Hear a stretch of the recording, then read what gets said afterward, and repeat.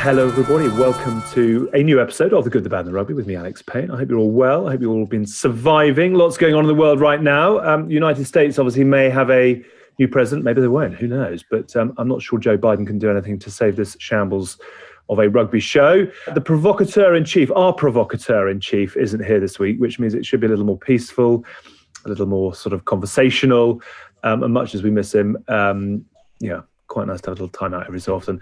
Tins is back. How are you, Tins? I'm very well. I'm enjoying your tan. Obviously hard work out in Bermuda, yeah? Grafting. I got back at 6:30 this morning, so this is going to be a bit of a struggle.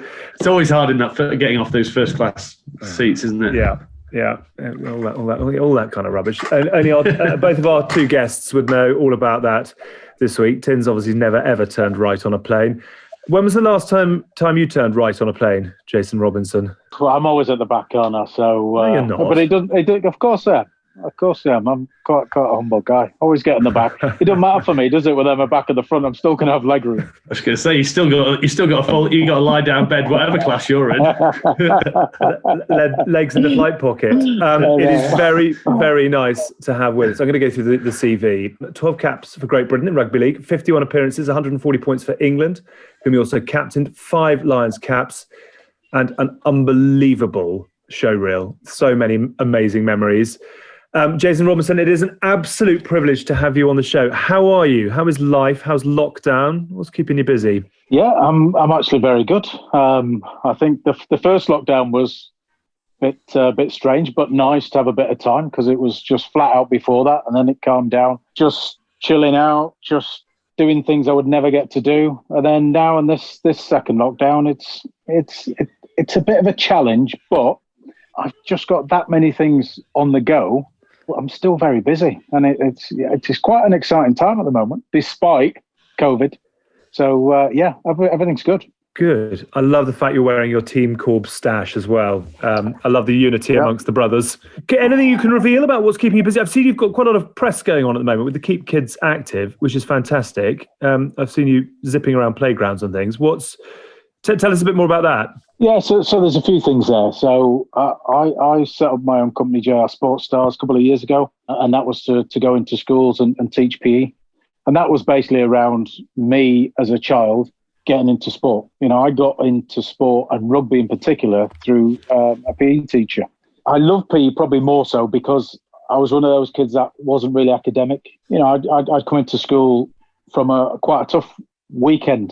Do you know what I mean? I grew up, I saw a lot of things happen that probably shouldn't have happened, whether it be domestic violence, drug problems, all kinds of things. And I know what it's like to go into school then that week and probably not have your mind on maths and English. And as I say, I sort of struggled at school. I always felt that I was in the bottom of everything. So I wasn't very confident, very shy. And there was only one time in the week where actually I felt like I could be something and be somebody. I wasn't always in the bottom set. Now, when it came to PE, I was in the top and I could beat anybody around, even though I had the cheapest trainers on and, the cheapest clothes on and everything else. And I'm so aware of the barriers to children doing sport. I set up my own thing 2 years ago, just so that I could go in there and try and inspire kids, but with an understanding of, I know what you might be going through. I know that your father might not live with you. I know that, you might be struggling, financially struggling. There might be chaos going at home. And sometimes you come to school, for a bit of respite. So I get all that. But I also get that, just because you've come from certain environments or had certain struggles, it doesn't mean to say that holds you back. I used all the struggles, all the anger, the resentment. I used all that fuel, all that crap that was going on to fuel my journey. So now for me, going into schools with my own program and doing an assembly and showing them the picture of where I used to live. And it was a, council house. It's boarded up when I last went to take a picture of it, but it was rough, and we were poor. But it was that journey then to show them that picture to say, hey, look, this is where I started and this is where so far I've got to. And use that picture against one, at Buckingham Palace, sat with the Queen, and it's a nice picture to paint for the kids, rather than go in there and saying, aren't I great because I've won a World Cup? Big deal. Do you know what I mean? It's just nice to say, look, if you have a talent, whether that is sport, music, art, if you want to be a mathematician, just give it your all, go out, work hard, and who knows where you can end up. So I started this a couple of years ago, and I've probably not said an awful lot about it. And more recently, I've partnered as well with another rugby player, Ryan Hudson. He was a rugby league player, Great Britain player, but he does the same thing. So he's been going into schools for a bit longer. So we kind of pulled a few resources together. So it's been great because we can sort of say now that between us, we're coaching over 12,000 kids a week. Wow. We're also going in, inspiring kids over a sort of 14-month period. We'll have probably given away about £100,000 worth of equipment. So we're just trying to make a difference. And our more recent thing is that we've launched an app to support schools and teachers called PE Pro. So over the years, I've started to get an understanding of how PE is and how it's delivered in schools. Now, I'm not a PE teacher, but we have people that are qualified to teach it. And you have some schools that have got PE specialists that do a really good job. But then you've got other schools where the teachers haven't got the skills. And as a result, they don't deliver the high quality PE that they need to deliver. So we've designed this app, and it's come through some sports brains behind it, but also there's some real brains behind it as well. So we got a professor on it as well, doctor. I've worked with the Association for PE. I'm now on a task force to lobby the government around PE, and we realised that kids need. We were just talking about COVID before and the restrictions that it makes. Kids more so have had a real tough time.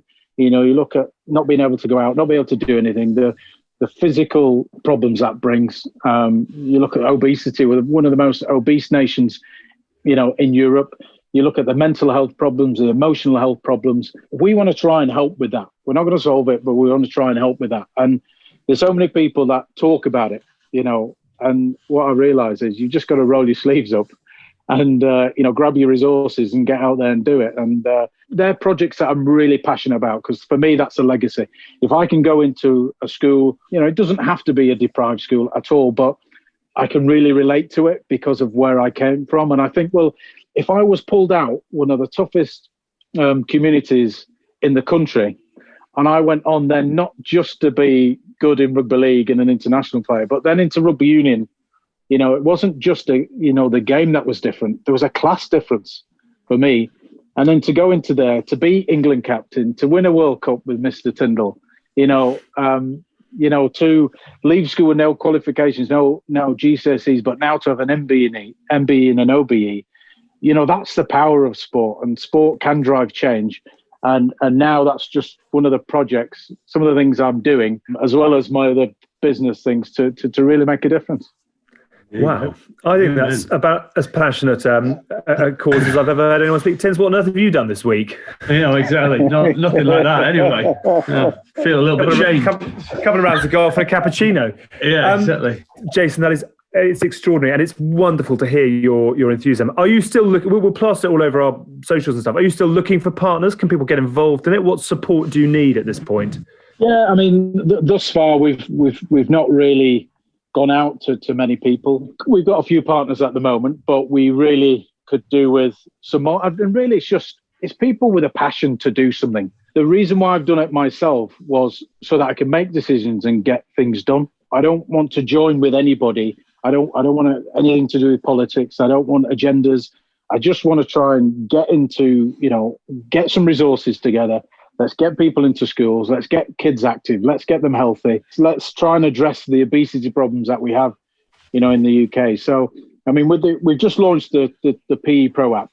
So, if you go to peproapp.com, you can go on there, and for schools, they can have a free trial of 7 days and just see whether it's for them or not. In terms of the JR Sports Stars, that's that's what we've been doing for a couple of years. And if anybody out there that has a passion for schools, that can either contribute financially, contribute with, we've got an equipment supplier in Sports Directory that supplies to the schools.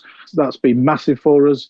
But yeah, I'd love to have some help with it. And there's lots of companies out there. There's lots of companies within rugby, that are passionate about sports. And whilst the clubs are shut, PE in schools is even more important, because people don't realise that schools will get up to 2 hours a week in PE. Now, the difference between PE and school sports or anything outside of school is that everybody has an opportunity to do PE. Now, for me, PE needs to be on this the heart of the school day, and it needs to be an hour every day.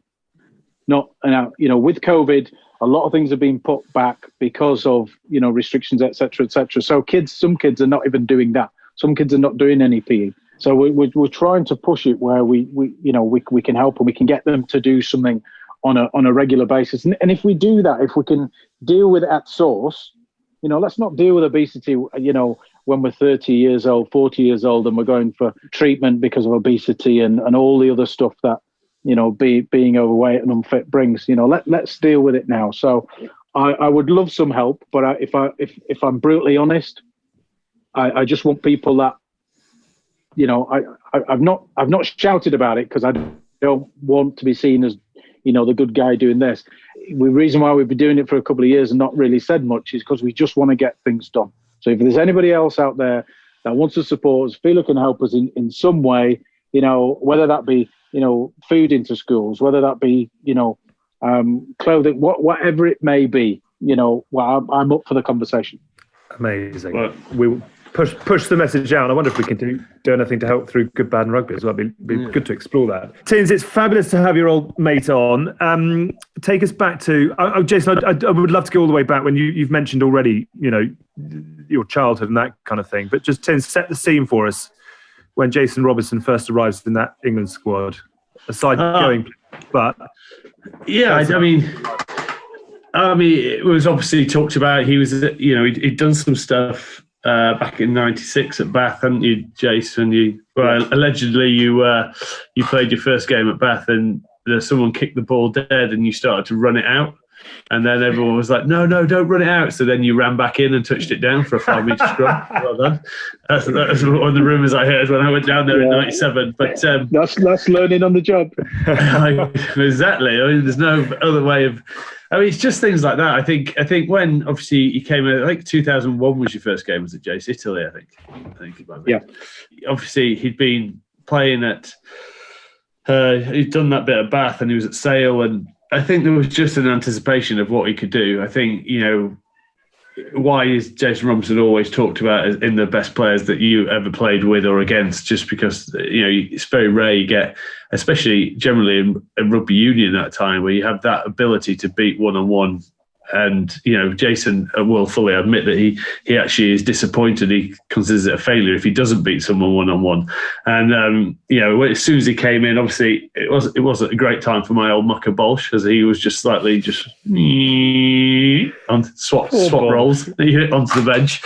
But I just, you watch his highlight reel, and what goes without me saying is obviously his ability in terms of speed and beating one-on-one but how much work he did off the field, his kicking game. No one ever really talks about how strong his kicking game was, and Jace didn't really have any kicking game when he came, but he worked that hard on it. And then game understanding, learning how to ruck and maul is a nightmare, but then to have been that good at another sport and then come and have the ability to study a new one and learn the craft, that was Jason's real strength, his ability to learn and actually taking it seriously. He didn't come in and just expect to be good. He made sure he was good, and boy, he did that. Certainly did. What do you remember, Jason, of rocking up to a pretty well-established side at that time? And you mentioned that, not only the Union League thing, but the class thing that goes with it and the North-South. It must have been an extraordinary step.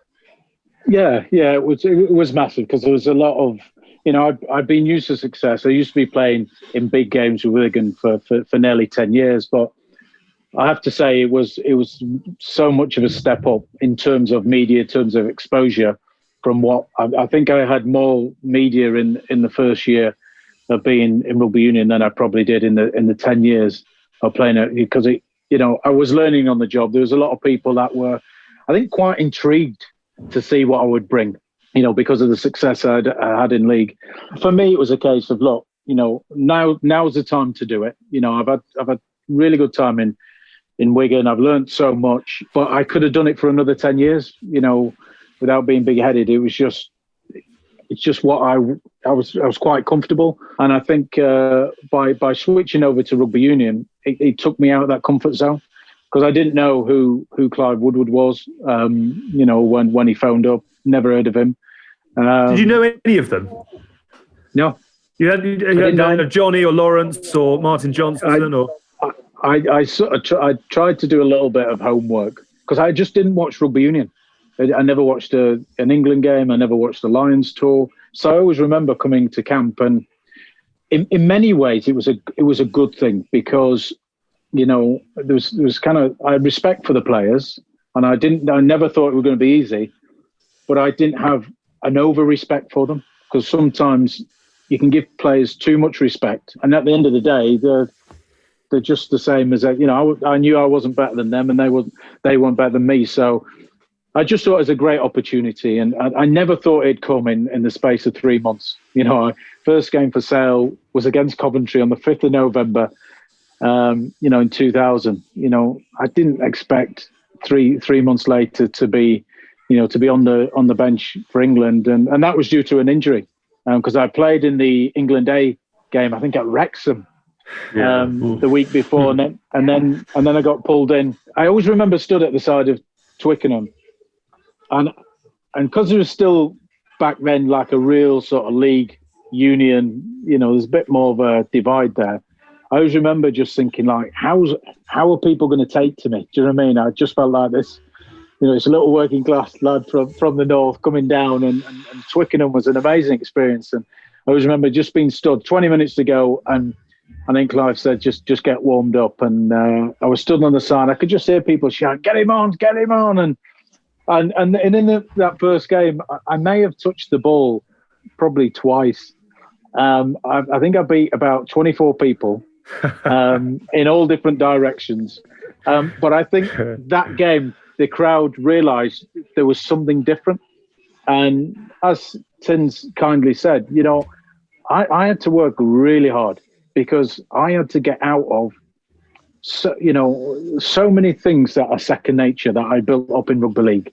Just going, just keeping hold of the ball, and all, the breakdown was completely different. And just going in there, and then all of a sudden you've got, because back in the days they would ruck, and they would do it big time.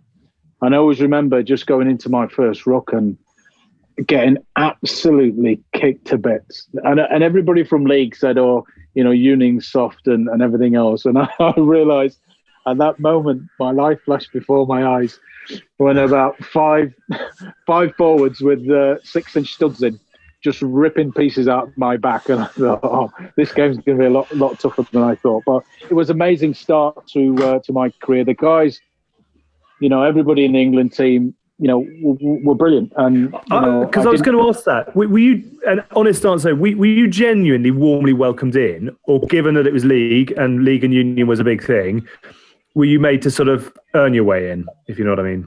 I was welcome, but I knew that I would have to prove myself. It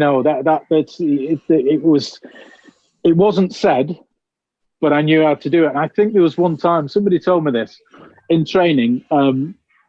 Tins talked about Bolsh. Bolsh was so quick, fantastic player, really, really good.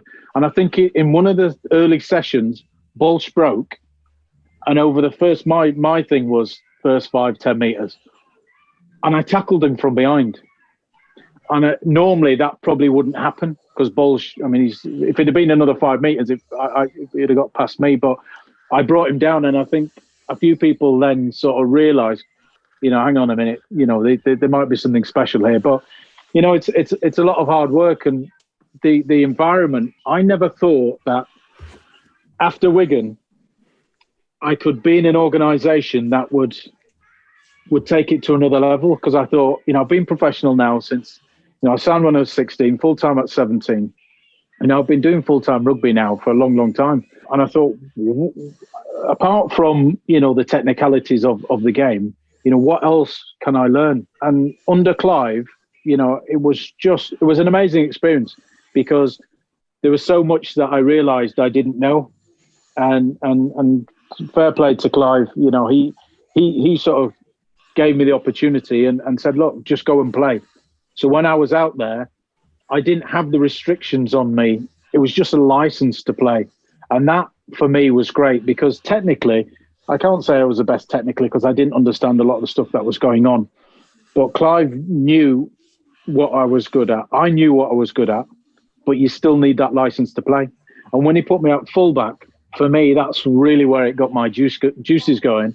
And it felt more like rugby league, because Clive knew, and everybody else in the team knew, that probably 8 times out of 10, I'm not going to kick. And I think that's, at the time, is probably what was needed to the team. There's some great players all round, great pack, quality all over. But I think I just brought something that was a little bit different. And when we put all that together, because the boys had to look after me, because quite often, there's times where I did get caught. And if it wasn't for the back row and guys like Tins, I'd have been in real trouble. So we kind of merged something together, saying, look, he's going to go. So when he goes, just let him have the license. And if he gets caught, we need to bail him out. But in my mind, I wasn't going to get caught. That's really where I earned my money. It wasn't catching the ball at fullback. It was having the guts every time, or most of the time, to take you right up to the line, no matter how many's chasing, and say, right, I'm going to beat you. And I think that's probably what, gave me the edge over quite a few people. Well, when you said, obviously, moving to fullback felt a bit more league for you, was that the biggest frustration when you made the switch? Was in rugby league, you can obviously dictate when you get the ball, because it's, you can just go stand in at second receiver and you can have a rumble. Yeah. Was that the most frustrating thing about Union? It was trying to get in the game. Sometimes it's just impossible. It doesn't quite work that way, does it? Yeah, and I think sort of going back in the day as well, some of the pitches weren't as good. When the bad weather came, the winter sport, when the bad weather came, it kind of just restricted you a bit with passing. So if you're on the wing, you didn't really get that much ball. Thankfully, I was in a team that had Charlie Hodgson at 10. And, if you want to play an open game, then put Charlie Hodgson at 10. And it certainly sort of creates things and gives you an opportunity out wide. But when it came to fullback, it was like, well, they have to kick. And quite often it's broken field. So it just for me then, most of rugby union I thought at the time was all about structure. This is how we defend from here. This is how we do this from there. And for me, it was all about stuff on my terms. So when the ball was kicked to me, it was about, right, find the weak link. Where's the spaces? And the forwards now are so much mobile. They're getting more and more mobile as time. But you go back, a bit, and they weren't as mobile. So there was a lot more opportunities. Yes, in get them there, get them in a scrum, and they were lethal. But you then kick the ball and don't kick it well, then I'm bringing the ball back at you, and I aim to make yards, if not beat quite a lot of people on the way. I really want to come back to the rugby. And I want to ask you lots about Wigan as well, actually, which I'm fascinated to hear about. But sort of having set the scene, can we go right back? And you mentioned a couple of times at the start of this, just that it was quite a tough start. Are you happy to sort of share a little bit more about that in terms of how you grew up? Yeah, I mean, I've shared. I do share it. I share it in schools. It's just a fact. So everybody's got the challenges, no matter what background you come from. But for me, my story is not quite straightforward. I probably didn't get certain support that I needed. I did a book a long time ago, and then the first line was, I used to hate weekends. I used to hate weekends because I saw a lot of domestic abuse, and that for me as a child was tough. Was really tough, and I have the scars of that. Still to this day. I remember sort of fights. I had a stepdad that was a bit of a bully. I remember, that used to happen, too much. And this is what I'm saying. This is what I was saying about PE and school and rugby, was so good to me because I was carrying a lot of weight, carrying a lot of, scars. I only met my dad when I was 36. So, I didn't have that father figure. Imagine my mum's white, my mum's Scottish. Okay. I've got two older brothers. My mum was married before. So I got two older brothers that are white.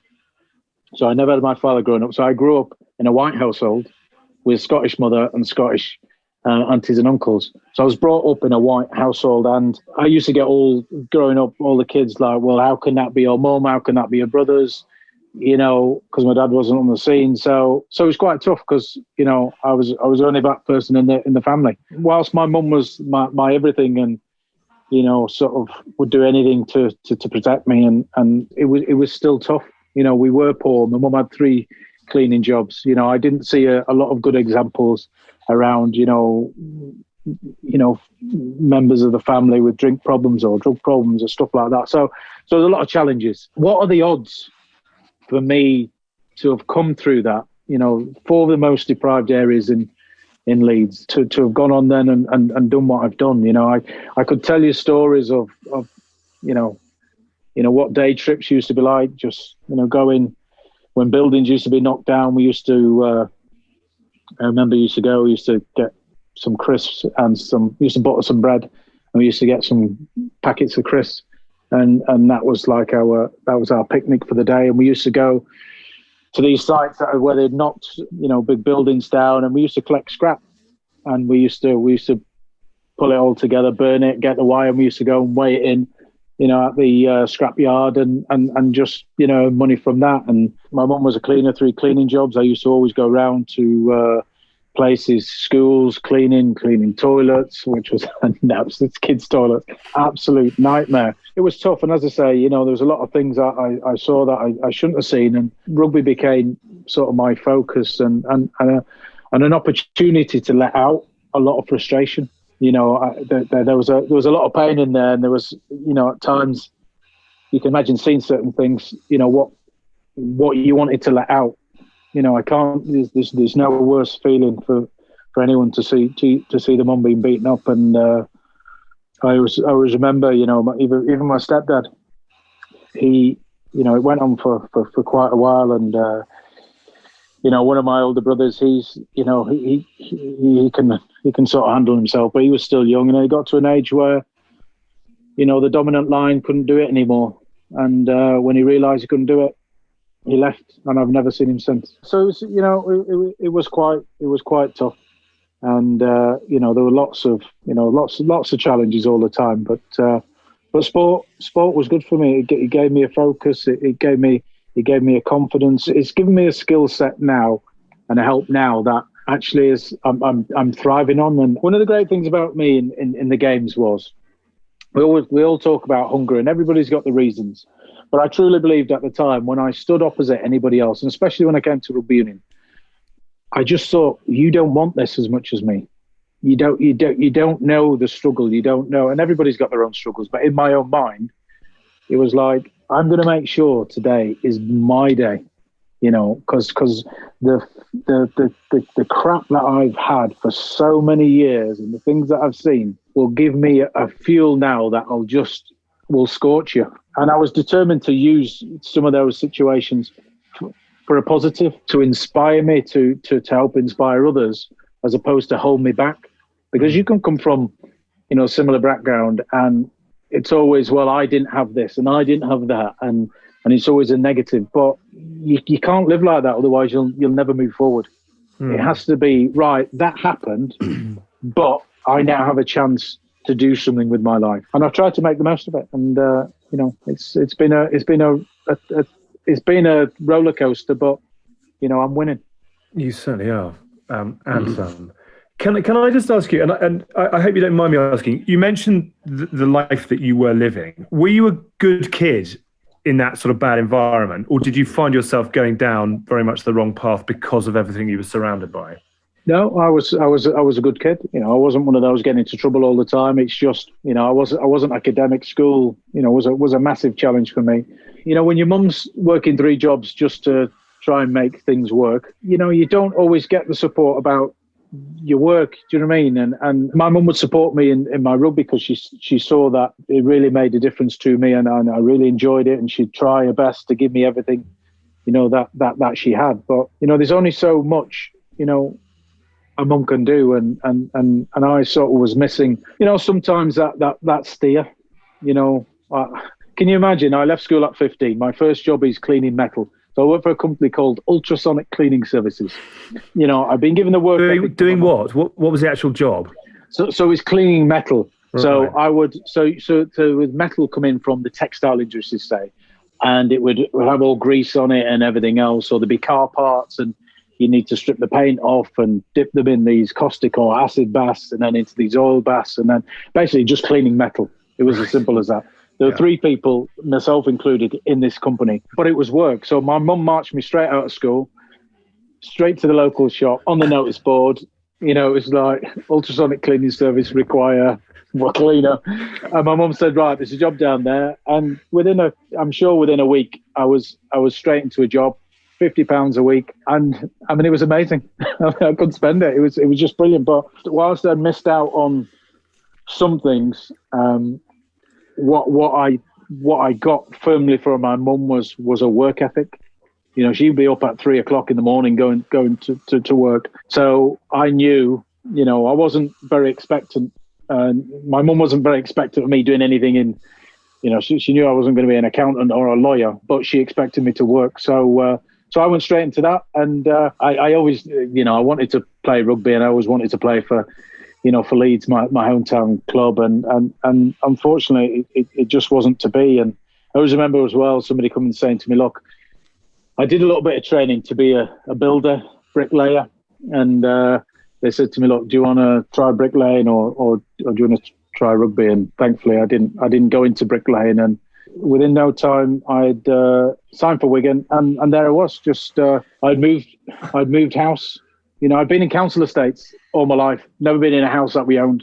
All of a sudden, I've gone over to Wigan, signed for 16, full-time at 17, and then within the space of a year, I've got my own house. I've got my own mortgage. It was quite surreal, probably the first one to ever own the house. So it was quite an amazing experience. And then just, I mean, from there, it was, these things shouldn't happen to people, kids like me, but all of a sudden there was on this big stage, Wigan Rugby League, the biggest club in the world. As I say, within a year, I've then made the first team, and all of a sudden I'm playing with the likes of Sean Edwards, Martin of Fire, and I'm on the biggest stage, and I'm playing at Wembley, and I'm playing for Great Britain, I'm playing for England, and it was just amazing. It was a real whirlwind, but it was, in many other ways, it was really difficult because you come from, a very, very humble background where nobody really knows you, nobody gives 2 hoots who you are, and then all of a sudden you go and live in a rugby town like Wigan. You're playing first team, everybody knows who you are, what you're doing, wants to be your mate, and it's tough. And I didn't have a character for it. I mean, playing at Wembley, I used to go down on a double-decker bus with my amateur club, Hunslet Parkside, and used to take about 12 hours to get down there. And I always remember it just being the pinnacle of just going down and watching it. And then all of a sudden there I am, walking out the tunnel, and, just quite surreal. And just the amazing thing about sport, it can take you to some great places. If you hadn't gone to Wigan and had all the success in winning everything, do you think you wouldn't have gone to Union? Would you, if you were still chasing trophies in the league, would you have stayed there? Whereas because you'd basically won everything, you left? Yeah, that made my decision a bit easier. I think I'd won 16 major trophies in Wigan. So I played for Great Britain for 7 years. So I played for England in the World Cup 1995. So I kind of knew my, again, without being big-headed, I knew my place was, it was there for me. But it's like anything, you get to a point where I think everybody needs a new challenge, whether that's, going to a new club or, just going to a new sport. For me, it was a new sport and a new club. And one of the, why Sale Sharks, 12th in the league. I mean, I'd gone from all that success to a team that, was doing nothing. We're at the bottom of the league, and we're looking to regroup and build again. And the main reason is I wanted to stay in the Northwest. I didn't want to go down south, sort of for family reasons. And, Sale Sharks was sort of the only club. And then I thought, it'd be good to try and help a club grow rather than be at a club that's always been successful. Try and be at a club that has got a lot of growing to do, but a lot of challenges. But that was really fulfilling for me because, the first year we were 12th, the second year we finished second, and I think 3 years after that we won the Premiership. So it was quite nice. I mean, can you imagine, how many things I would have won had I gone to a Leicester or a Bath, or do you know what I mean? Back in the day, around 2000, if I'd gone to one of the teams that was always up, playing Champions Cup rugby all the time, and with Sale, it was another challenge, and I think it did make my decision easier because I'd done so much, and now it was a time. And when Clive Woodward came in, when he gave me the call and said, "Look, there's a World Cup happening in 3 years' time. We believe, I believe that you could contribute to it. Really, really make a difference." And I think as a player, no matter how well things go for you, we all like to feel that we're wanted, and not that I wasn't at Wigan, but it was actually quite nice for somebody to say, "Look, we believe you can, do something special in rugby union." And in many ways, it was a bit of a gamble. Lots of players have made the switch, and it's not quite worked for them. So I knew it was a bit of a gamble just because I was good in rugby league. It doesn't mean to say I'll be good in rugby union, but it was a gamble I was willing to take, and thankfully it paid off. Obviously, when you went into Sale, you had won so much, and you were a thoroughly professional player in a sport that was sort of still eking its way into professionalism. Take me back to walking into Wigan, and you mentioned Sean Edwards, the likes of Ellery Hanley, etc. I mean, some absolute icons, not just of rugby league, but guys who actually transcended sport, in this country. I just wonder how on earth you managed to find your feet in that sport. Was that the talent that did that, or was there another way that you managed to integrate yourself into a phenomenal outfit? Yeah, I think the main way was performance and just keeping your head down. I mean, you just reeled off names there, but people like Frano Botica, Kelvin Skerritt, Andy Platt, Dennis Betts. The list is so long, it's ridiculous. But whilst I've done well myself over the years, that's been largely because I've been around some great players, some great players, great coaches, great teams, and that Wigan team was just amazing coming into it because all my heroes, and it was all about performance. It was all about, well, this is not about can we win this, it's expected. So right from an early age for me, I was just amongst winners. And I learned that it was about consistency. It wasn't just about winning a trophy. It was about winning every trophy consistently.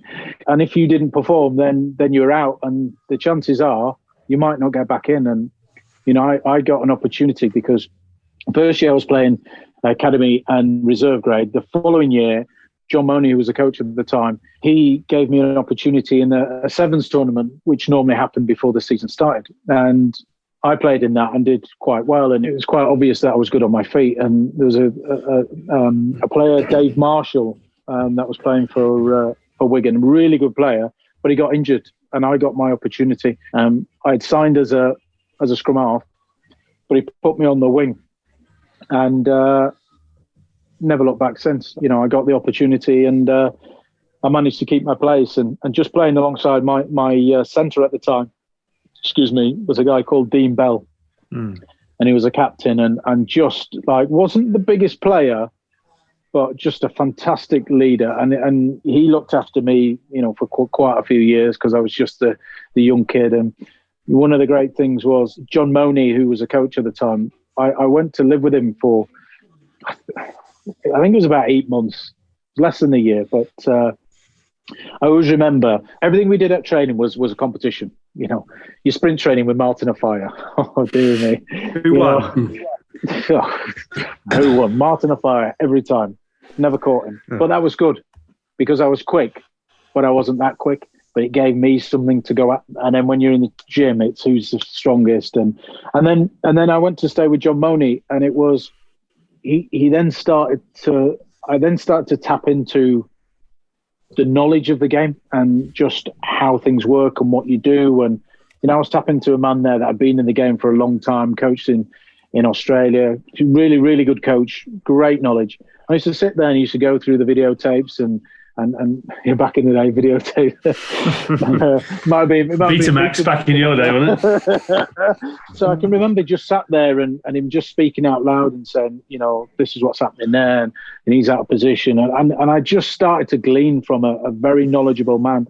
And it was great, and I just started to pull things together. And I mean, I look back at some of the old footage, and I think, I was still raw and I was still making, lots of different mistakes. But then I look back at some of the Tins were talking about, some of the highlight reel. You grab some of the old stuff out. I've got to go into the archives and get some of the old rugby league stuff, because I scored some good tries in rugby union, but there's some absolute belters in rugby league, and I think they're just almost lost, in the archives. But I've been lucky to be around. But being at Wigan gave me a real platform, a real hunger, a real desire, and also knowing that being the best is not just about winning.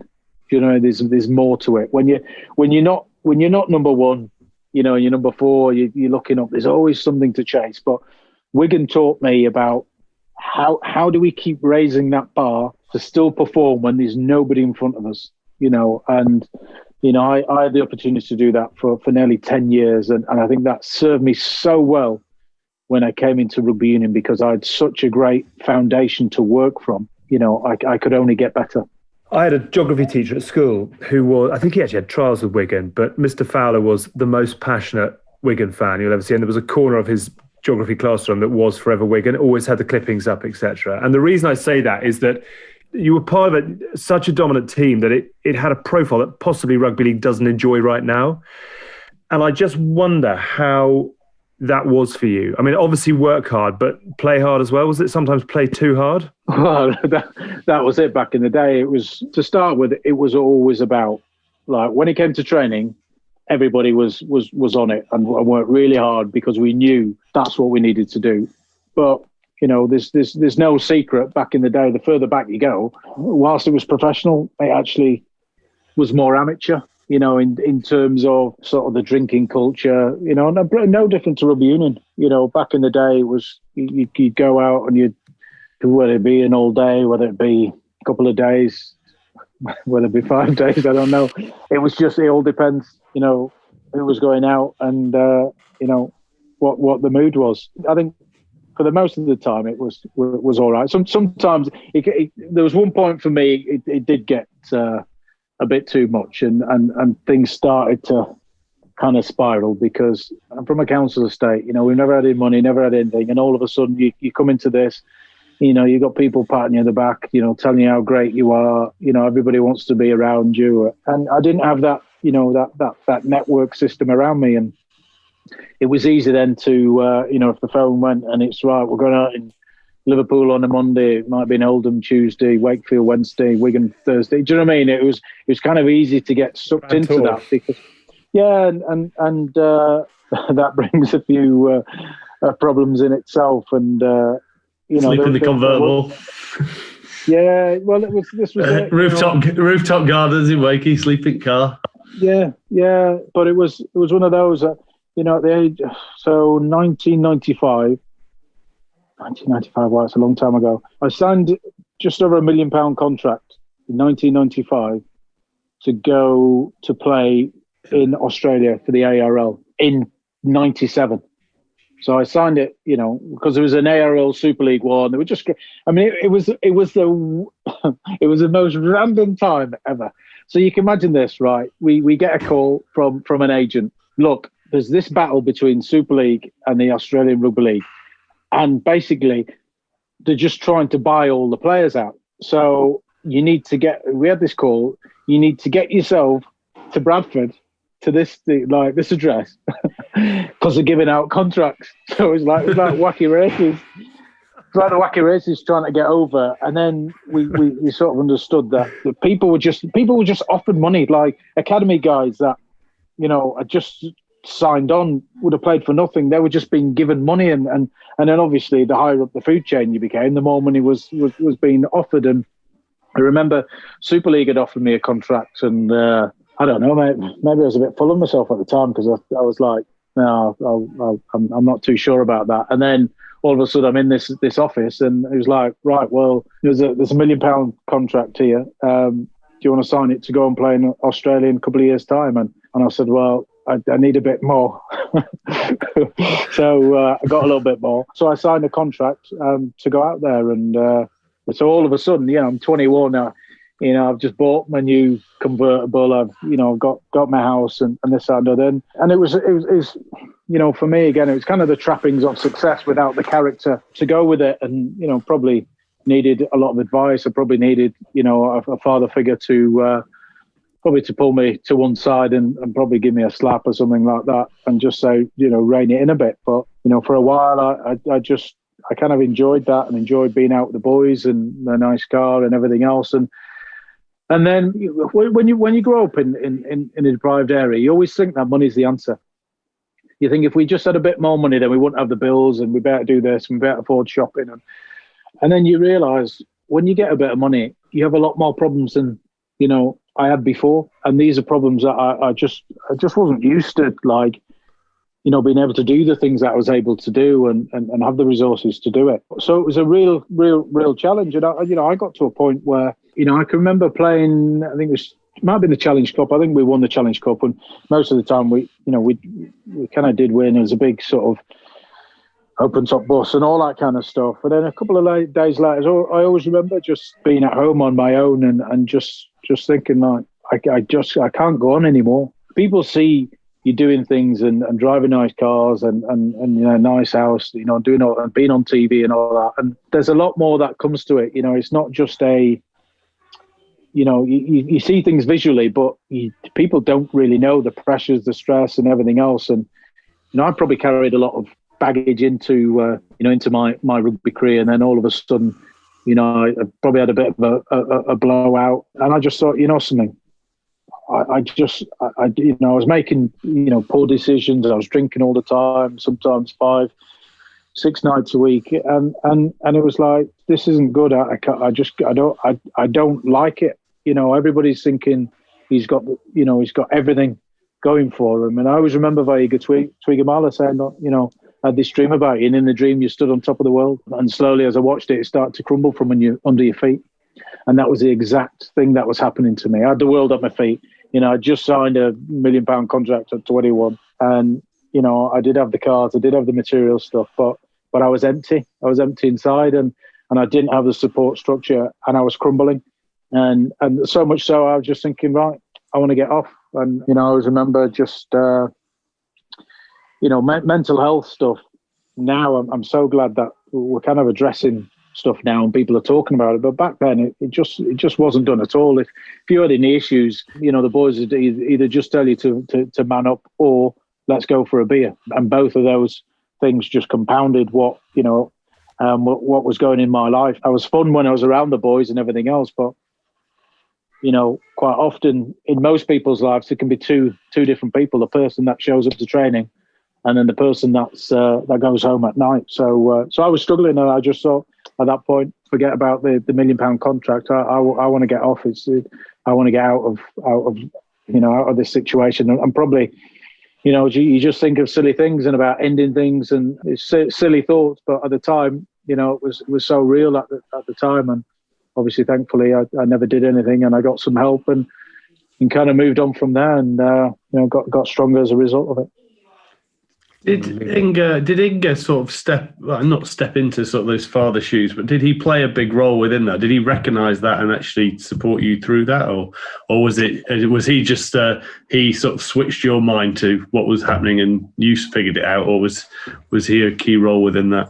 in helping? Yeah, it was a key role. I mean, the lads in many ways were brilliant. If I needed some support, or if I needed some money, or if somebody was going to chip me and I needed looking after, the boys would help me out. But there's sometimes in that environment where it's macho and we don't take a backward step and we don't show, any hurt or problems, then that's when you need support. And for me, Vaiga Trigamala came to Wigan back in the day, and I didn't know anything about him. I knew he was an All Black, but I hadn't even seen the All Blacks play.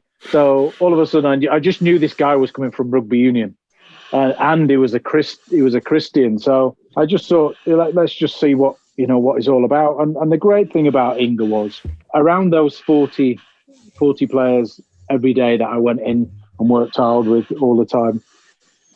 It was just like a beacon, and just because he was himself, and if he didn't want to do something, he didn't do it. As simple as that may seem. If he didn't want to go out, he didn't go out. But for everybody else, if the boys were going out, you were out.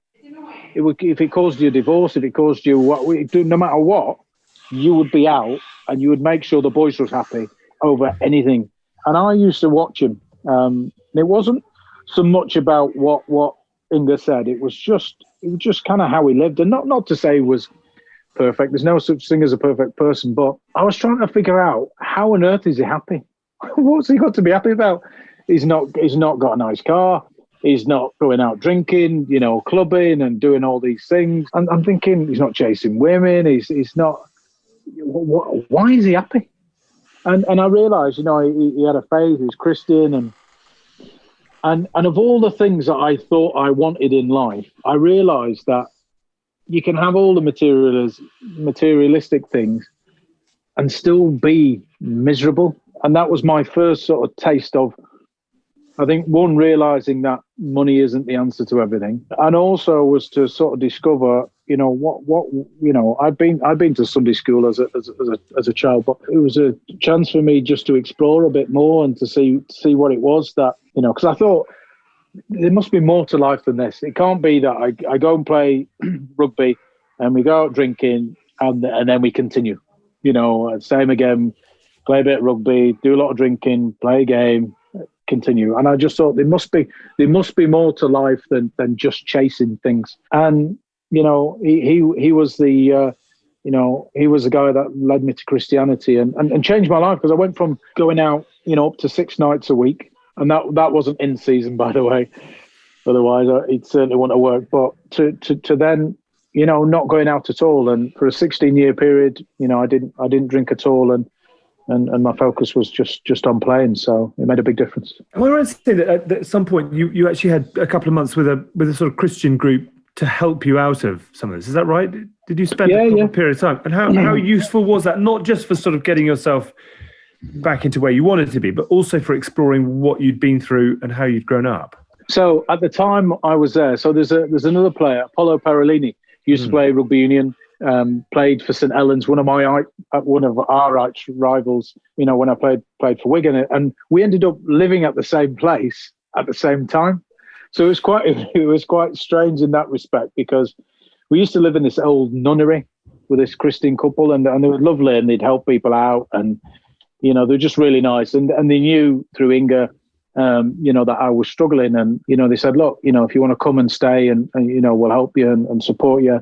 And it was brilliant, and I can't thank them enough for it. But at the time, Apollo Parolini was living there with his wife, and one of the weirdest things was a Wigan Saints derby is just ferocious. It's tribal. They're two places that just detest each other, and there we were, sort of, sharing the same house, same floor, and it'd be like game day, and his wife used to cook the pre-match meal. I was always conscious of her putting something in the food.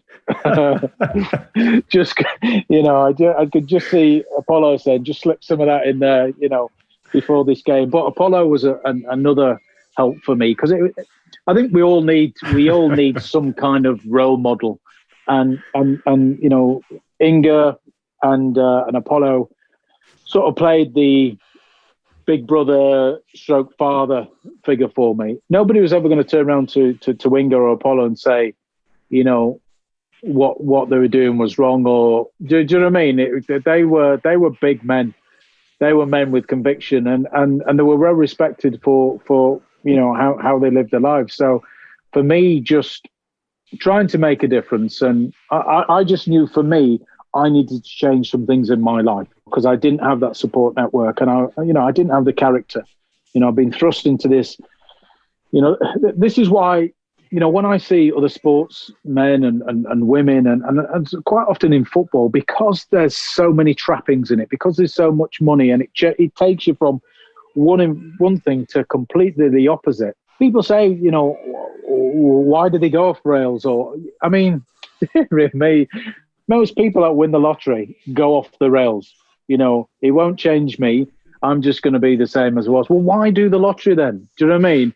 I think these things do change you, and you just have a desire to go and play something or do something, and then all of a sudden these other things come along with it, the fame, the money, and everything else, and they are very hard to deal with, and not many people, can deal with them, and I think because of my upbringing, it made it harder to deal with, all the trappings, as opposed to some of the other guys. Some of the other guys might have been brought up in more stable family background and might have been aware of money and how to deal with things, and might have had a dad that's kind of shaped them and said, look, this is what we need to do. When you get that money, maybe we invest it in this, or just keep your feet on the ground. And do you know what I mean? It's just I just never had that. So all of a sudden I have it with these two guys, and that was massive. And I think everybody, I don't care who you are, where you are, what time, what stage in your life, we all need people to support us, to be there when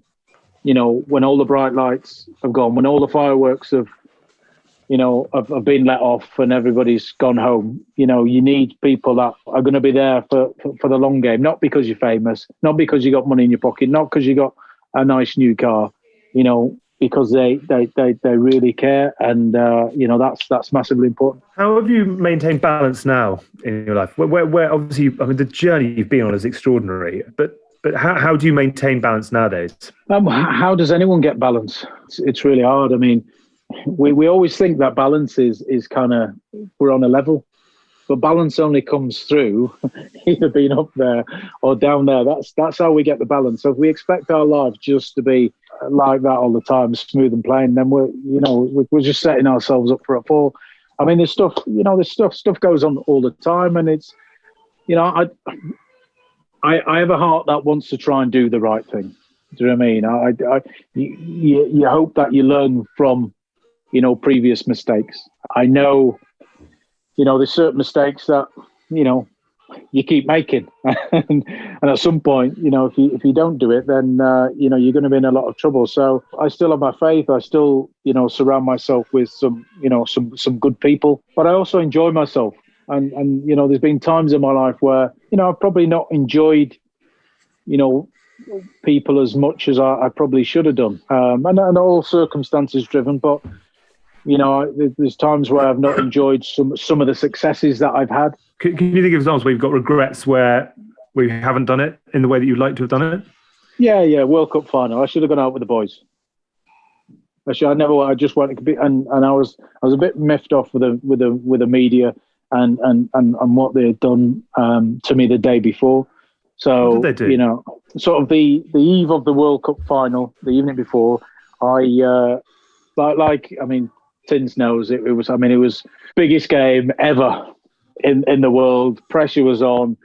The night before, you just want to just try and have a quiet, relaxed night. Just go over a few things in your mind. Try and get a good night's sleep, all that kind of stuff, and get your meal prepping and hydrate and all that professional stuff. And I always remember it probably got to about 10 o'clock, and all of a sudden I started to get a lot of calls in, and I got these calls in. It just seemed a bit. Lots of messages came through, and it seemed a bit strange, even though it was a World Cup. Either World Cup, you knew there was going to be people saying good luck, but they were from family members, and it was like, Jace, we've had reporters at the door taking pictures of the kids, doing this, doing that, and in Scotland, all over the place, and it was just the gutter media trying to pull out a story on me the day before. And And I'd already got my stories out there.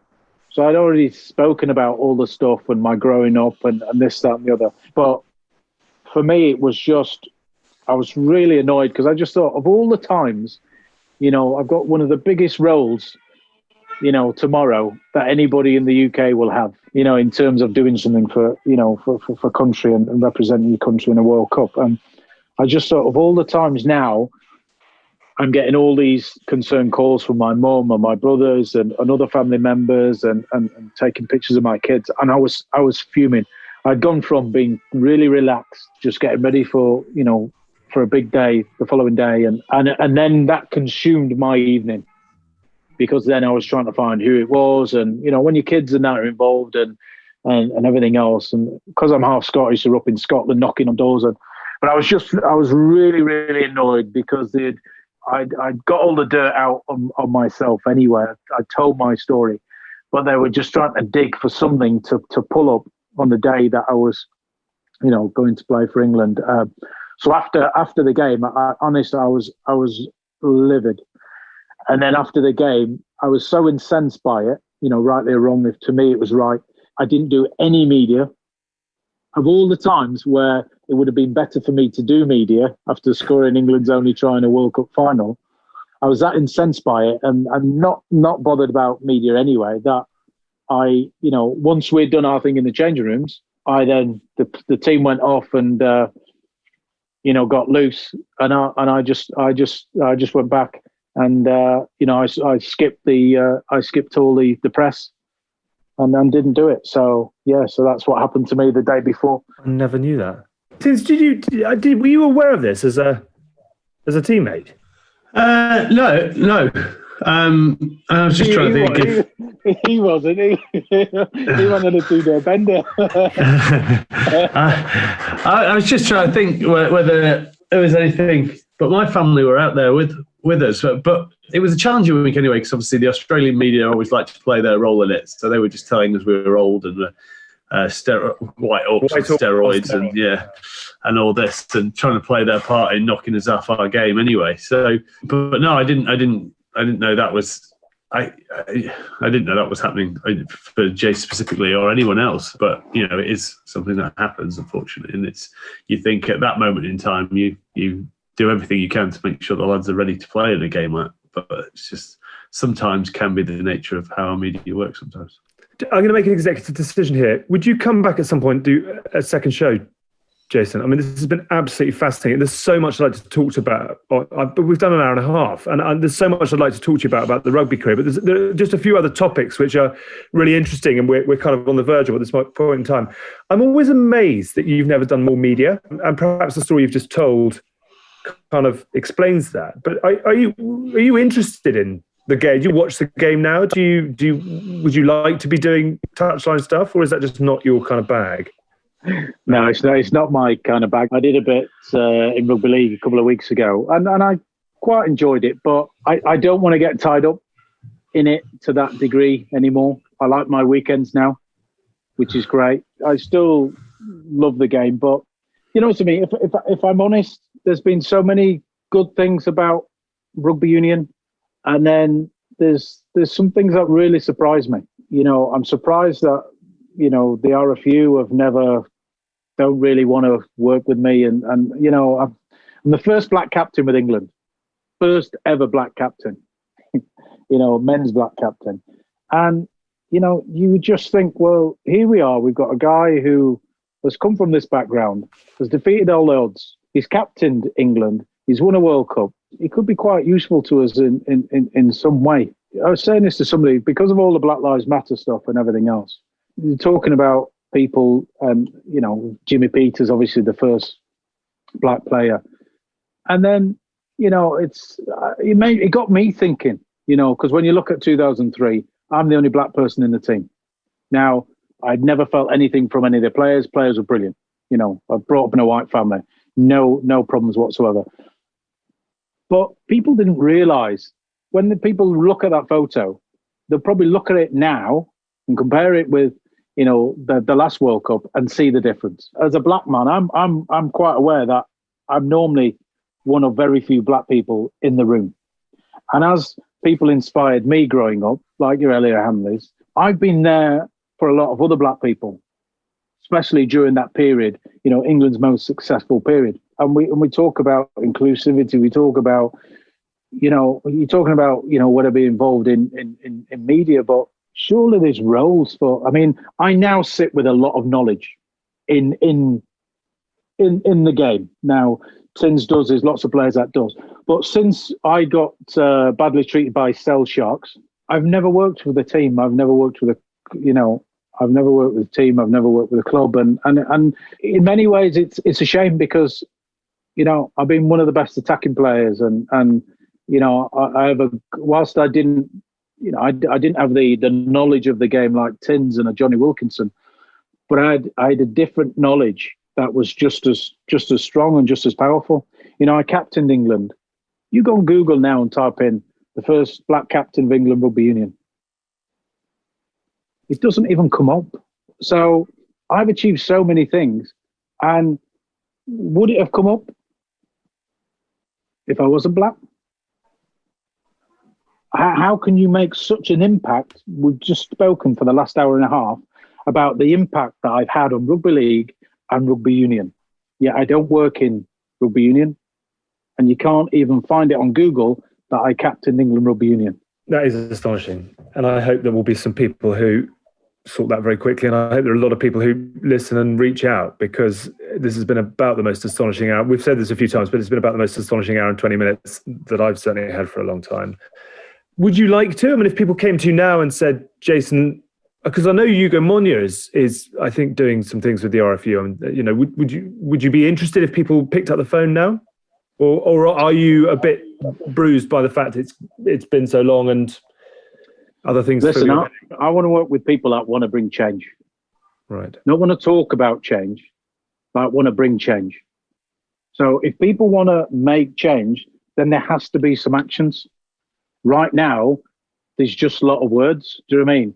And words don't change stuff. It's actions that change stuff. So the reason why I set up my own schools program is so we can put a bit of action into it. I've unfortunately, because I've been let down by a few people, I feel now it's been sort of my crusade.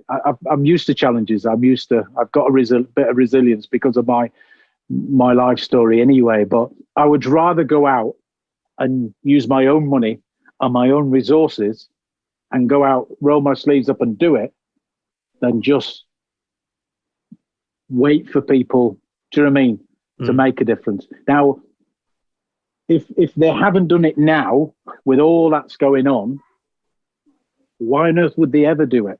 And then some players, may feel the same. But, I believe I've got a lot to offer. And the reason probably why you've not seen me for a long time is I've just been trying to, in my own way. I don't really have an awful lot, to work with other than the skill set that I learned from rugby. I don't have a degree or anything. So I've been just trying to build relationships with companies and work with, whether it's business development or, we've got tech companies. And so I've been trying to do it on my own.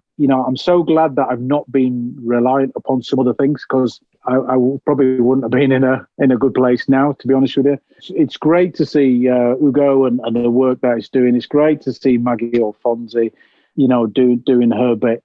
But let's not just pay it lip service. If we're going to make change, let's do it. Let's stop talking about it. Let's do it. Because all I keep hearing is the same things.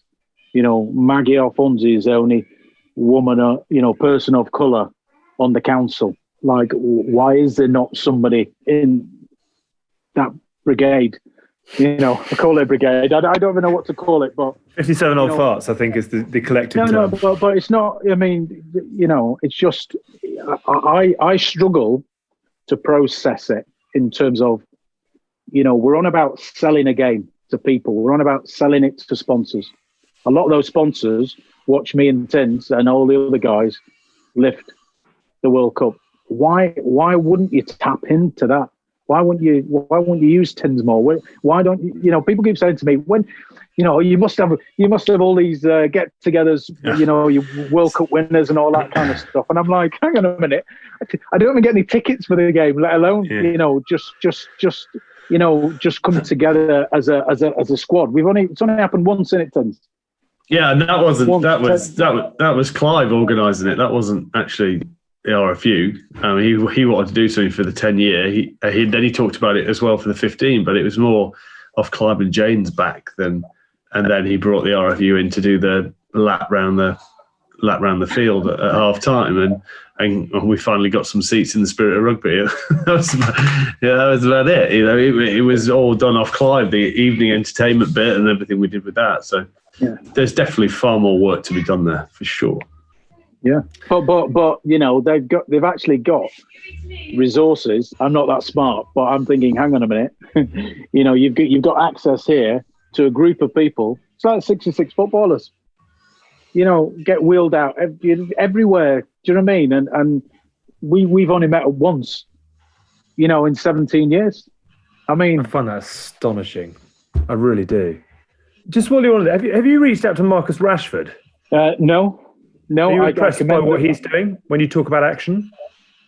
Yeah, I commend it because, like Marcus, I've been brought up on free school meals, and that's been massive to me, to my mum, knowing that kids will eat. I mean, we're not third world country, so the amount of money we spend elsewhere, I'm sure we can find that to feed some of the poorest kids in the country. So I think it's brilliant, and this is where. And I say ordinary people is not an ordinary person because he's a high profile sportsman, but he's got the experience that makes a difference. Now there's certain people that make the decisions that don't have the experience, so can't relate to it. Do you know what I mean? When you grow up and you're not quite sure, you're always eating school meals and you're always going to places where you can get free food and free things. You kind of get it. And even though he's gone to such a level, he still understands it, and he still understands the struggles that lots of parents have, from challenging backgrounds and who are not on high income. So I think it's fantastic, but it just doesn't show actually what can be done, because it's almost a no-brainer.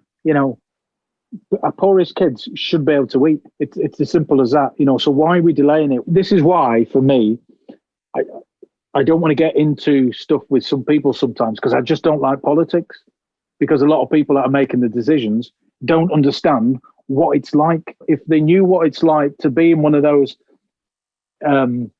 environments for a day, do you know what I mean?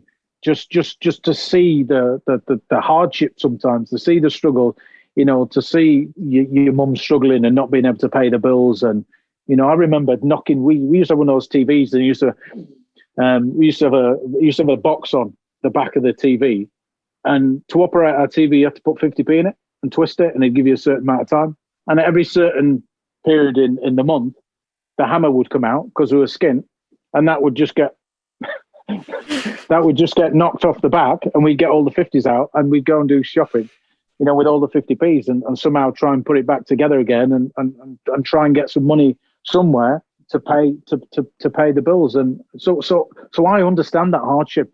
I know what it's like. Even though now I live a privileged life, I still know what it's like. So when you've had that experience, you can speak from experience, you can speak with some passion, you can speak with some understanding, and you can get stuff done. He's got a voice, and thankfully that voice has been heard. And now, millions and millions of children in the UK will have some food, which is fantastic. It's unbelievably inspiring, the way that you speak. I would love to do a second show, if you'd be happy, where we can talk much more about Billy Wiz and some of the extraordinary deeds on the field. But you've said two things I'd just love to pick up on before we finish. Sale. Let sleeping dogs lie. Or I was curious as to, I don't know the story as to why it ended badly. Was that more the management side of it, or do you want to let that one lie? Something. It's been brought up. It's just, the thing is, I'll sort of say this. I was there probably for 7 years, and I could have probably gone to any other team in World Rugby. And I stayed with them, and I was loyal to them, and I did everything. I captained the team, and I had some fantastic times. It's unfortunate that I was told to get my stuff and not come in tomorrow when I was trying to help the club out. And What I look back at provoked it now. that, though? Why was that the ultimatum? So when I was at Sale, I was down as the head coach, but I was just a title because we didn't have a head coach. I was asked to come. Right, rewind. Right, so Philippe Saint-Andre was leaving the club. I was taking Chabal, Whitey, all the top players with him. And then Kingsley said to me, look, all these players are going, Philippe's going. Is there any chance you could come back and help us out with a bit of coaching? And I didn't want to do any coaching. It wasn't for me. And he said, and I sort of said that. I said, I don't want the title of head coach. And he said, well, look, just come back and just you being round the boys, you being captain, you got the respect for the players, just being round the boys, doing a bit with the back three, which was fine, and then work with the sponsors. So I thought, well, okay, I'll do that. Excuse me, and I was on like a bit of a consulting thing, couple of days a week, and then we knew that the team was going to struggle because we'd taken the backbone out of the team, and it sort of the season went on, and then it got tougher and tougher, and then I ended up doing 3 days, and then 4 days, and then 5 days, and almost like a full week for the same money, just to help the team out. And we had Byron Hayward, who was a backs coach, Phil Keith Roach, who was a forwards coach. We had Kingsley in there as well. So I thought, well, because we had a backs coach and a forwards coach, I could kind of slot in there and just do a little bit, as they said. But because I was down as head coach, and we got towards the end of the year, and we weren't doing well. But it wasn't. I wasn't hiring people or making all the signings. And then I can remember just saying, look, you need to get your stuff. We've signed Mike Brewer. He's going to be the new head coach, and don't come in tomorrow. I got a text message off the owner, just to say, thanks. And I was livid. I was livid only because, first of all, I wasn't going to do it. I could have earned more money doing any other ambassador role for half a dozen appearances a year, and I kind of did it because my heart was still there with the club, and just wanted to put back in as well. And all of a sudden you kind of, you get that news, and then you get a text message from the owner after everything I've kind of done for the club. I was just fuming, just because it was made out that I was just going off and I was doing farming. Well, I wasn't going off doing farming. I was really passionate about Sale. We had some of during our most successful time, we had the worst facility. We so much so our team room was called a dog kennel. It was like the Antiques Roadshow. We just get like all this old furniture, like just stinking of all kinds of stuff. And honestly, it was. But we created, and I was part of that because I was captain. We created something that was special within quite a trying. You ask any of those boys. You ask Charlie Hodgson and Jason White and Sebastian Chabal. The facilities that we had there were shocking. But we pulled it together, and I was a big part of that. To do all that and then be treated the way I was. I mean, I finished my career in a Rugby World Cup final in 2007. I mean, I still had plenty of years, but because Sale messed me around with my contract, I was a bit weary with it. I just thought, listen, I've proved time and time again. I don't know what I need to prove now, and I end up then just coming to the decision, right, okay, I'm not going to sign for Sale anymore because you've gone on that long. I'm just going to finish my career now in the World Cup. And remember, I was retired, retired in 2005. So I thought I'd just spend more time focusing on Sale. And then they treated me like that. And Brian Ashton came out in 2007. And I said, right, I'll go back and that will be my sort of last hurrah. And played in the World Cup, and that was it all done. So I look back now, and whilst I was really disappointed with Sale and how I was treated at the time, because I should be there, I should be working with the club, I should be, especially around the area. It just makes so much sense. But I won't go back because of how I was treated. But that said, the flip side of it is, it taught me a valuable lesson, and it changed the course of what I was then going to do. So in some ways, whilst I'm annoyed about it, I'm quite glad as well, because it just taught me never to put all my eggs in that rugby basket again.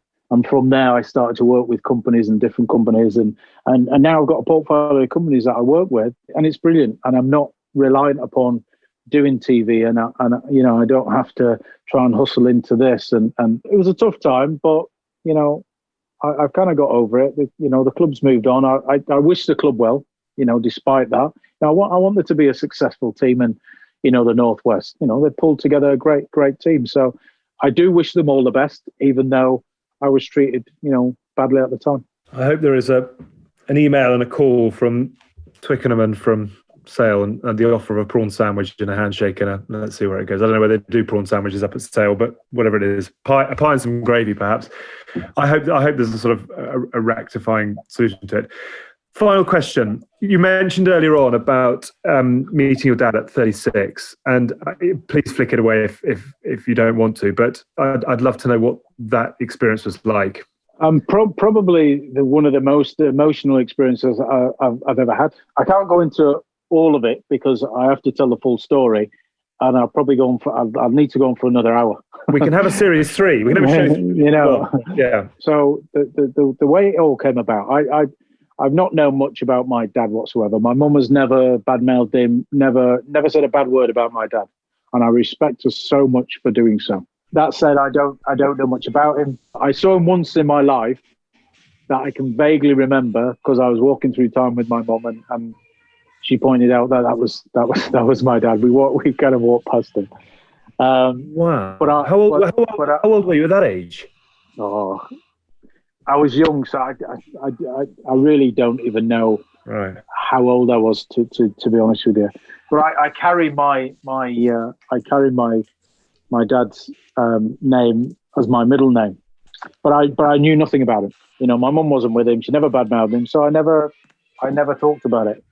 I just kind of got on, and over the years, I didn't realise just how much it affected me. I can always remember at Twickenham, Tins, after every game, you play the game, you do your media, and then you go up to Spirit of Rugby, and all your families would be there, and it would be all the the mums and dads and everything else. And my mum came to one game, I think, one England game, and she said, "Look, I can't come anymore." And I said, "Why?" She said, "Because he's too posh."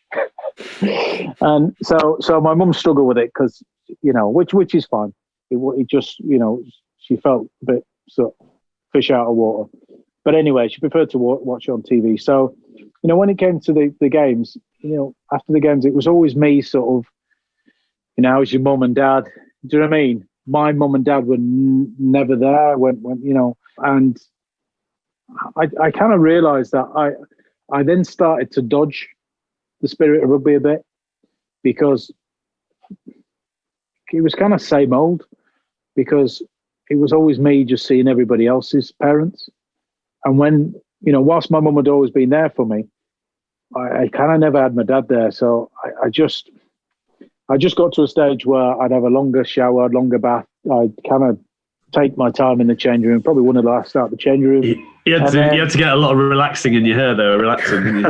I did, yeah. There was a lot of soul glow in that bath.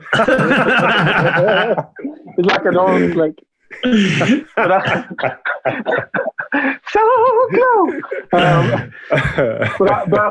But I wasn't conscious of it at the time, but I realised that I was prolonging it because it was again me seeing everybody's parents, and I didn't realise just how much that had affected me throughout my, growing up. I mean, it would have been nice, just throughout what has been an amazing career, just either way, you've done well done, son. You've not done well, never mind, son. Just kind of, and I never had that.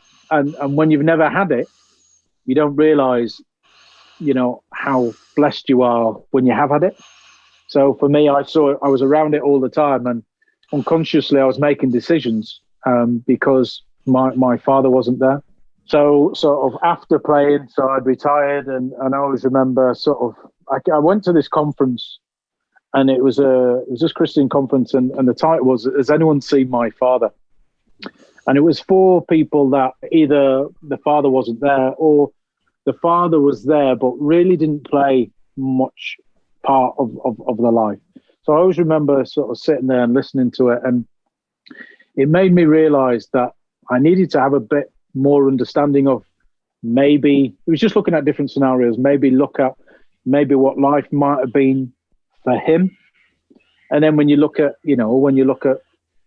my father's generation, coming over Windrush and I mean, I've faced a lot of, racism and lots of struggles, in the time that I've been on the earth, let alone back in his day, when the signs up on the wall, no blacks, no dogs, no Irish. So it just made me stop for a bit and just think, maybe he had it tough. So I just decided, it was probably now.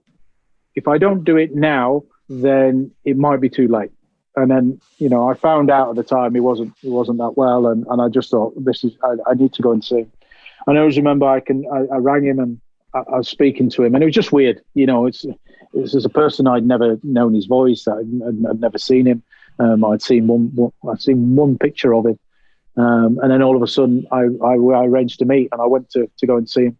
And I can remember just sort of stood on the doorstep, and emotionally it was just the toughest thing I've had to deal with some things, but I think emotionally it was almost healing, but it had to break me a bit for me to heal. So I can remember just bawling, on the doorstep, and it was an amazing experience because, part of me, I mean, there's lots of questions why and all that kind of stuff, and some I, never got to the bottom of, but it did heal me. It was very emotional. It broke me for a bit, but I'm so glad that I did it, because I knew I had to. There's this saying, you can't conquer what you don't confront. And I didn't want to confront it because I was scared of a double rejection. I knew my dad wasn't in my life, but I thought if I go and see him again, and he stands there on that doorstep and tells me that he doesn't want to see me, it would have just killed me. And in the back of my mind, I had that, and I thought, I don't know how I'm going to handle it if that's the case. And anyway, thankfully, it wasn't to be like that, and we sort of embraced and cried and talked and stuff, and it was the start of a healing process for me, and thankfully, I did it when I did it, instead of just, I could have been more stubborn and said, well, look, where I am. If you want me, come and see me. Thankfully, I decided to make the call, and I'm glad I did. We're a rugby show. I think I've gone very much rugby on this one. I don't think I'm ever using my line, I had a tough paper round anymore. I don't think it quite stands up. I've not had to dry my eyes with Hask very often. Normally it's because it's painful, not because it's emotional. Yeah, and the reality is, I've not even scratched the surface of it. And some things that you just never you never go into, because you wouldn't get out again. Do you know what I mean? So but life either it makes you or breaks you, and part of that is a decision you have. It's broken me a few times, and I'm determined now to use those experiences, and there's always people with worse stories than your own challenges. Things are thrown at us all. You don't have to come from a council estate and a deprived background to have challenges. You're speaking of challenges. We got Cobbs's T-shirt on there to support Alex Corbacero, and another guy that, has got his own challenges at the moment. And I think the key thing is we're all going through challenges, just because you don't see us all, we're all going through stuff. And I think, we're probably better off when we're all more connected, because we realise, look, we need to be there for each other, and I think that support is vital. And somebody like, Alex, with what he's going through now and the challenges, this is where, as a rugby family, we've got to rally around each other. We've got to understand that, there's more to the game. There's more to life than World Cups and success on the field. These are real problems. These are these are things that we can only do, together. And, so that's why I got the old T-shirt on tonight to support Corbs and the challenges he's going through. I don't have any idea how to sum this up. So Tim's, just one of the finest players ever to wear. Well, certainly one for Wigan or England or Sale or whatever it is. And the Lions. I was there at the Gabba in 2001. I wanted to talk to you about that, but we'll do that on show 2. Tins, try and sum up the man. Well, I think you've probably got a good balance of who the man is just from listening to this pod. It's not all about rugby. It's not all about God-given talent. It comes down to work, keeping yourself grounded, but you will slip along the way, but then finding your way back. And I think Robbo sort of sums that up. I think people forget how hard he worked. You can just get drawn to the highlights reel, but there is a whole lot of deeper, thoughtful man behind that. And hopefully people realise that from listening to the show. He'll always go down in my top 5 of greatest players that I've ever played with or against. His ability was unbelievable, coming from a man who had very little ability, and he was a joy to play with. It was always good to have outside. And I think having that freedom that he talked about is you sort of look around the other 14 guys and go, right, he can do whatever he wants, but we've just got to be prepared that if something doesn't quite work, we clear it up, because 10 times he'll win us a game for us. So and it was a joy to share a field with him. Very nicely put. Has it been quite cathartic in some ways? I know you've told a lot of these stories before, but it's been remarkable. I mean, you were an astonishing player, but it's an even more astonishing story, and I'm so grateful. We're so grateful to you for sharing it. We'd love to do the rugby one sometime soon. You up for a second series? Yeah. Let's next time talk a little bit about rugby. But no. I mean, that's good when you can when you can talk about just stuff and. Rugby's great, and we'll always be talking about rugby. But there's a few other things going on, and we'll get round to rugby. Thanks for inviting me on. I've really enjoyed it. Brilliant. It's been absolutely brilliant. Here's to you, Jason Robinson, as they sang in Australia in 2001. Absolutely remarkable. Just before we go, that's it for the good, the bad, and the rugby this week. Well on Tins. Thank you to the legend that is Mr. Jason Robinson. Don't forget to join in this conversation across our socials at Good Bad Rugby. And just to let you know as well, you can look out for the three of us on social this week in Amazon Prime Video's campaign for the Autumn Nations Cup. Hask as a delivery driver, no less, and a few old friends in tow. A very small cameo from yours truly. How much fun was it to film? It was a really good day. A lot of fun.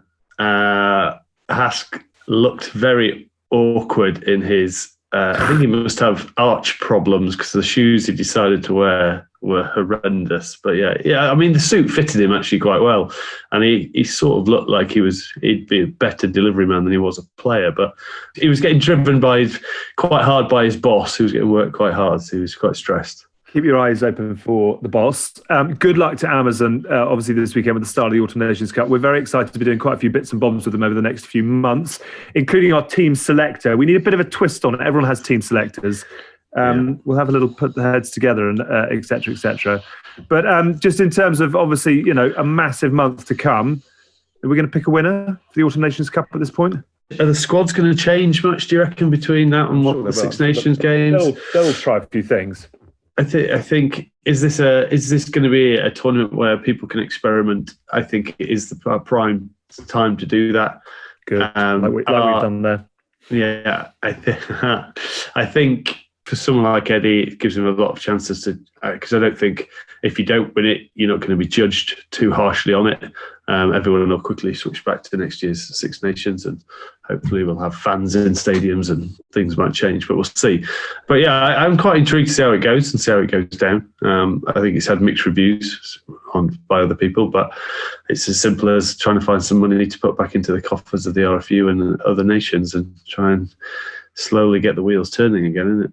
Well done on your acting. I thought you were one of the finest things about our production for the video. Hask definitely is not going to be receiving an Oscar anytime soon. And I was not actually acting. I was just the irony of Bermuda. When the producer chose the one where I answer the door, that was the first one, and he was like the genuine disdain on my face of opening the door to Hask in that outfit. Because then we did it twice more, and I woke up and I was like laughing at him. but I was obviously acting laughing at him. My actual disdain look was the one that's managed to stay in. So, brilliant. Hask just loving his role, obviously. Quite right too. He's going to get a remarkable amount of feedback for it, whether it's good, whether it's bad. Who knows? And frankly, who cares? Your stand-in was outstanding. He was on top form. Right, really? Yeah, there were quite a lot of messages coming my way about the fact that he shouldn't just be the stand-in. So I might be standing out, but hey ho, we'll take all that. Well done, Tins. Well done, Hask. Speak to him very soon. Thank you again, Jason. Always lovely to chat. We'll look forward to picking up again sometime very soon. We're back next week with another very special guest as we head down under. Thanks for listening. Thanks for watching. See you next week. Bye-bye.